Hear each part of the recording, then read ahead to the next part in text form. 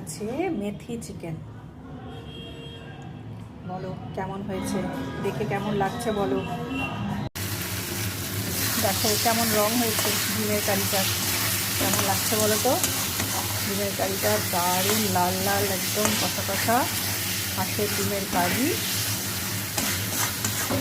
তোমরা কারা কারা পছন্দ করো একটু জানাও তো কমেন্ট করে। কিচ্ছু না গো, এর মধ্যে সেরকম কিছু দিইনি, খুব বেশি তেলও নেই। দেখো খুব বেশি তেলও কিন্তু নেই।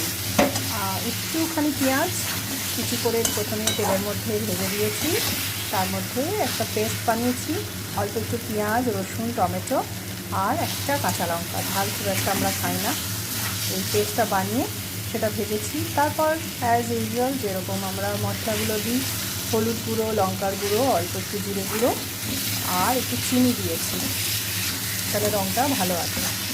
দিয়ে ভালো করে এখন কষাচ্ছি, কষাতে কষাতে একদম শুকিয়ে এসছে। দেখো এক ফোঁটাও জল নেই, তেল ছেড়ে দিয়েছে। এবার আমি একটু জল দেবো।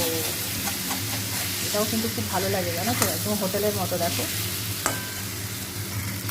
এবার একটু জল দিয়ে দিলাম, ভাত দিয়ে খাবো তো একটু তো লাগবেই। আমার ছেলে আবার একদম শুকনো শুকনো খেতে পারে না, তার জন্য একটু ঝোল লাগে। আর বেশি শুকনো হয়ে গেলে তখন 4টে মানুষের পাতে আমি কিছু দিতে পারবো না। এর মধ্যে একটা ডিমের অমলেট করে ভেজে দেবো। একজন সেদ্ধ ডিম খায় না শ্বশুরমশাই। দেখো আহা দারুণ হয়েছে না।